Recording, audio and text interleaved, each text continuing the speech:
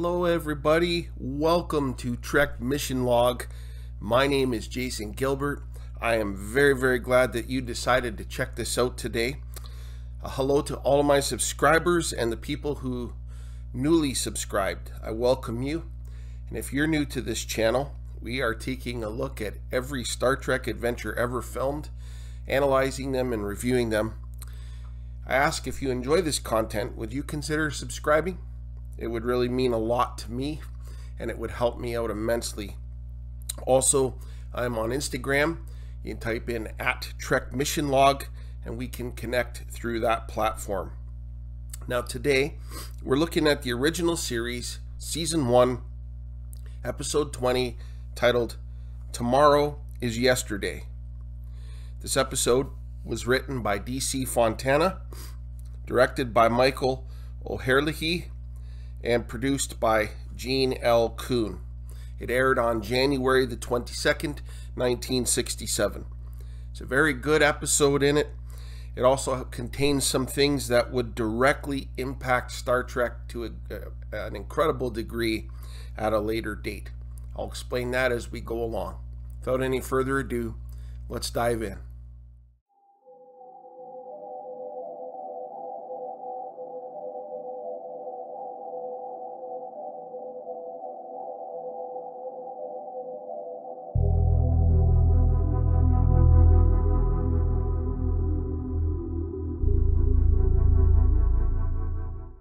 As the episode begins, we see a 20th century fighter jet pulling into a runway at an airbase.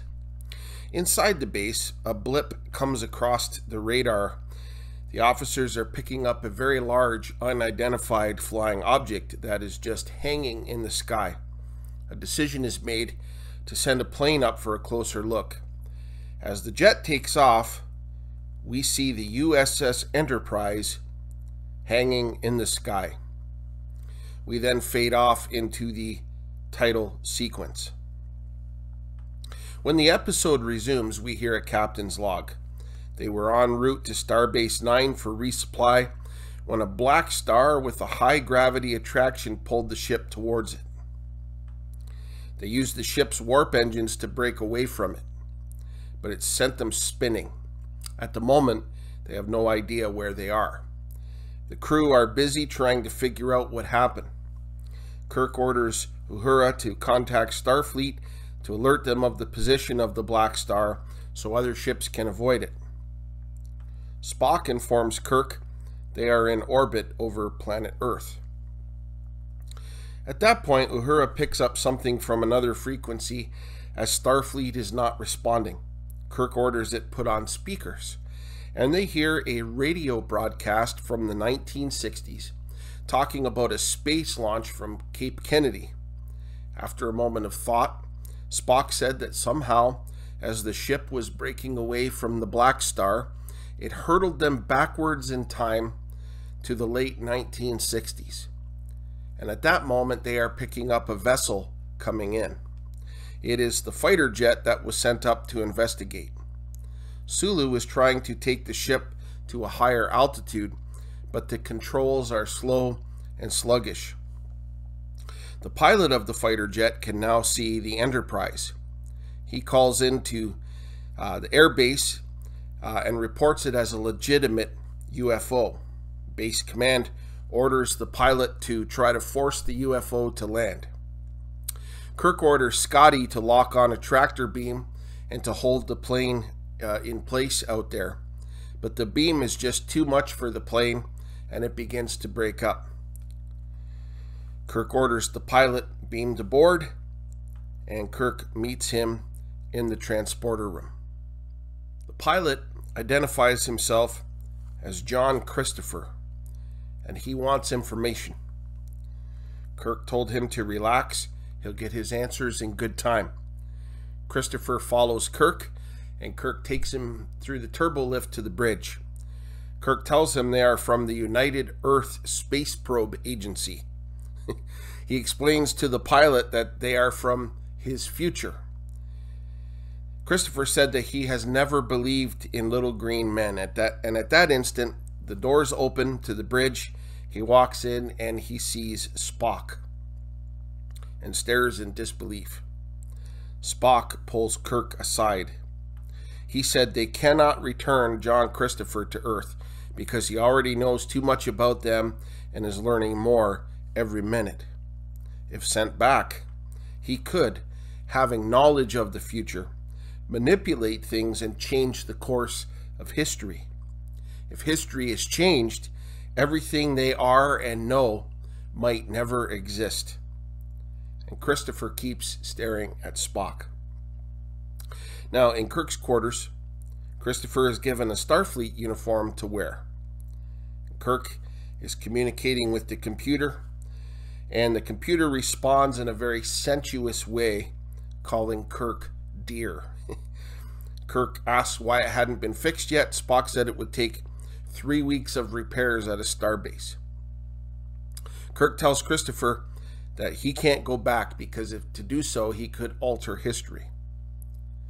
Christopher said if that is true, then his disappearance would change things as well. And Spock shook his head. He said he searched the computers and there's no record of a John Christopher making any sort of relevant contribution to history. Scotty comes in on the ship's communications and he told Kirk that engines will be repaired in 4 hours, but they have nowhere to go in this time. Christopher tells Kirk he can't go back and neither can they. They are both prisoners in time.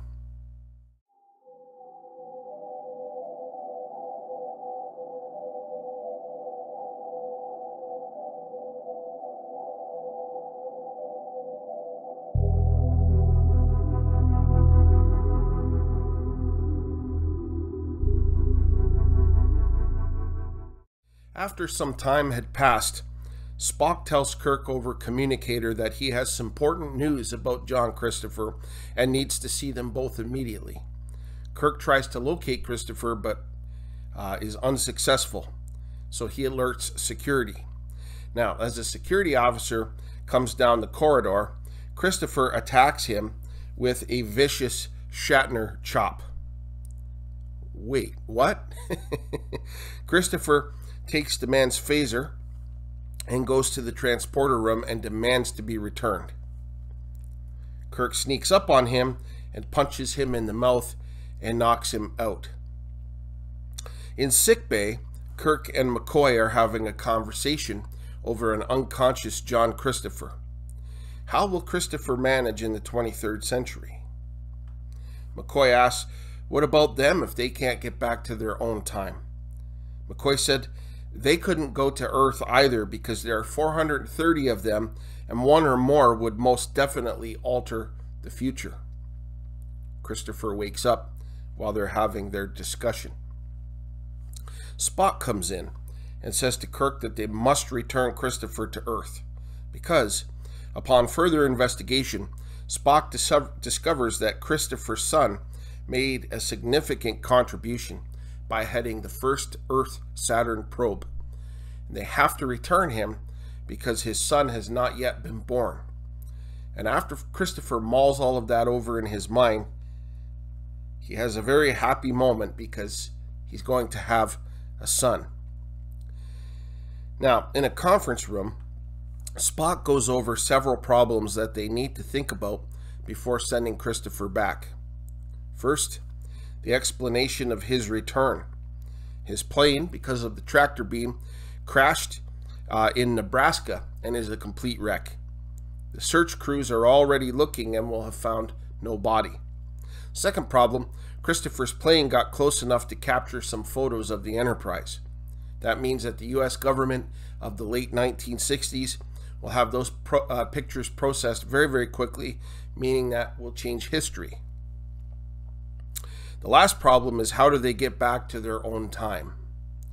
Spock said the only thing that they can do is to try to reverse what happened. While Spock is working on that, Kirk makes a decision to beam down to the base to retrieve the photos. Christopher wants to go with them, but Kirk refuses, and so Christopher sketches out a map of the base for them. Kirk and Sulu beam down to the base to search for the photo lab and the communications room. They do find them based on Christopher's map, and they find the communications room first and they break in. In a very suspenseful sequence, they look for the recordings between Christopher and the base when he reported that he saw a UFO. They find the tapes, but then are caught by a guard. Now at that moment, the Enterprise tries to communicate with Captain Kirk. The guard, who is in possession of the communicator, opens it and he accidentally triggers the emergency signal. And so the Enterprise beams him up immediately. The guard materializes on the transporter pad and is in a state of shock. He's greeted by Spock. And now they have yet another problem to deal with.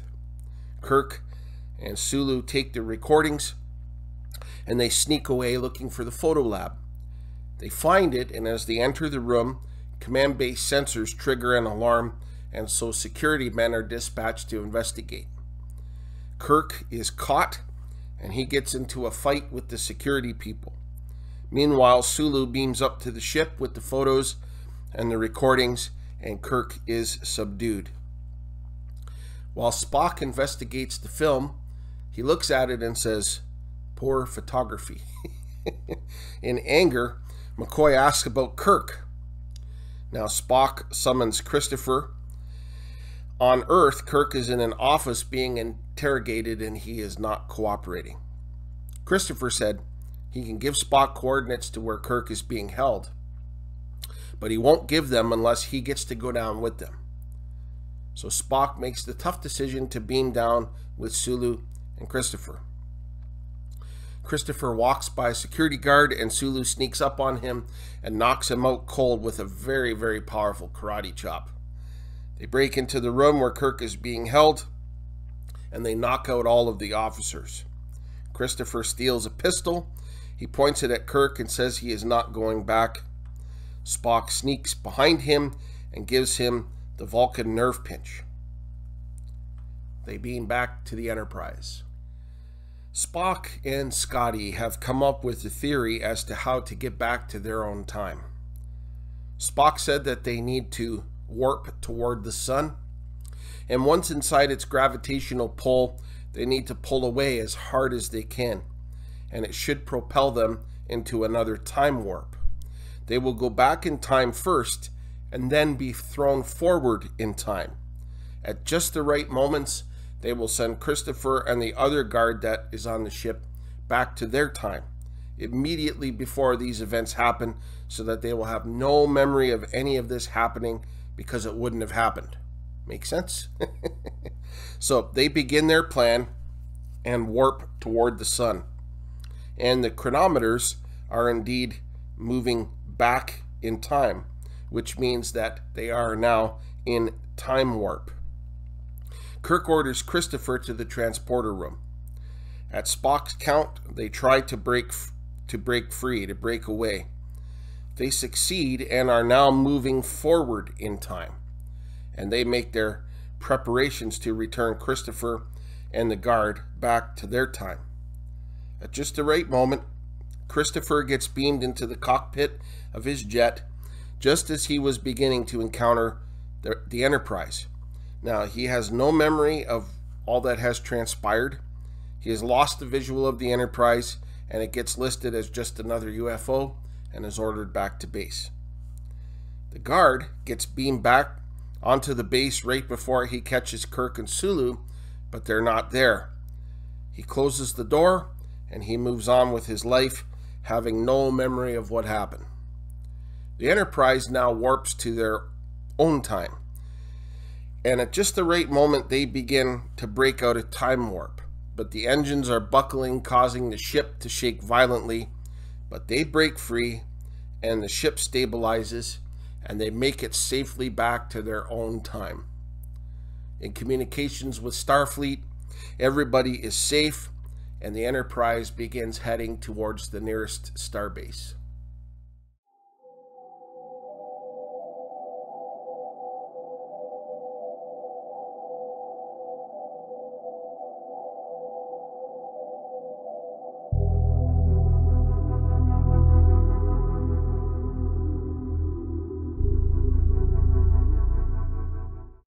Tomorrow is Yesterday is quite an episode.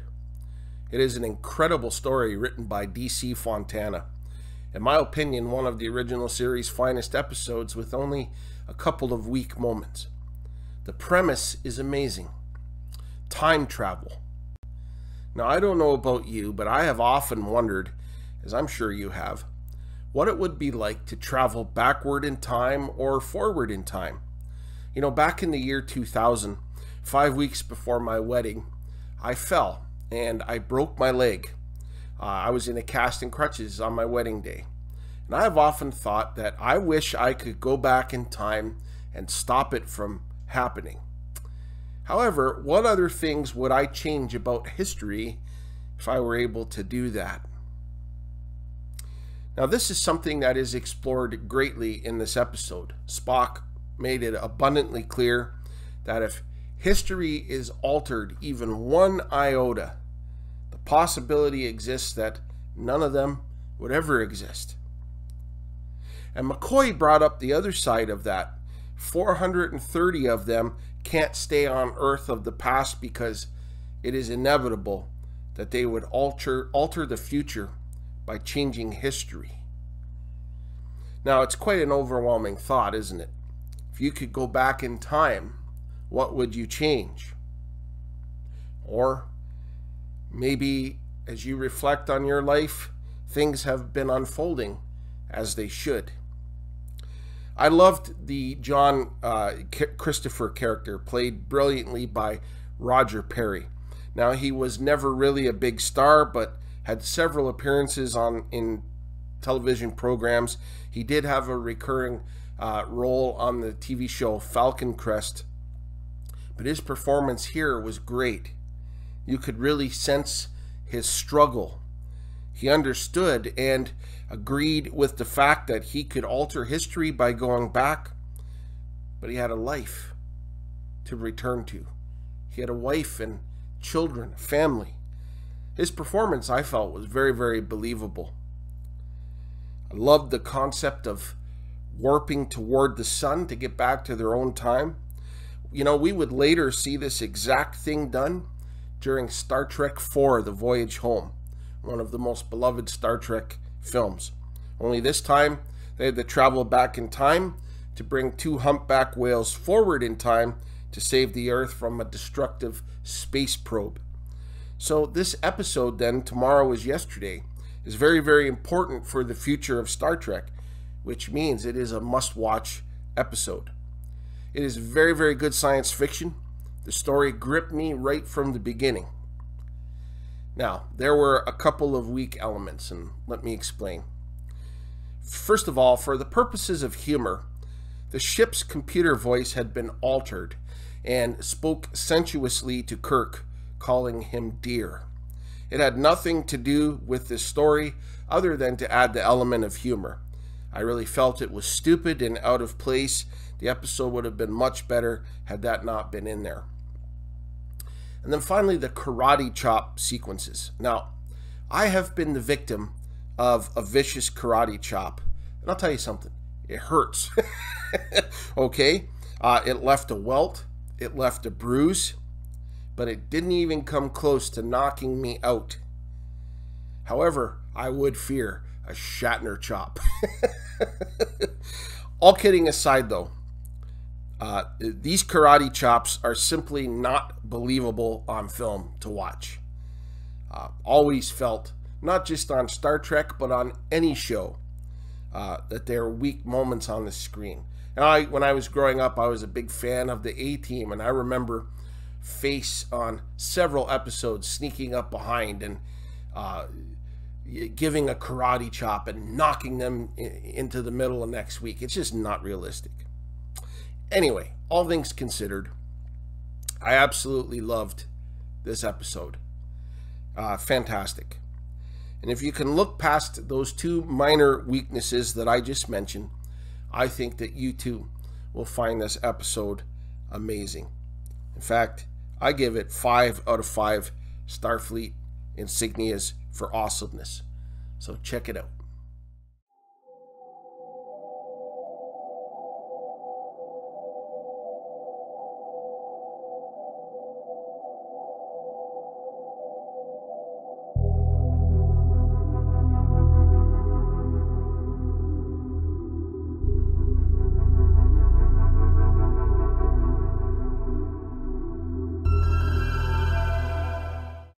Well, that brings this edition of Trek Mission Log to a close.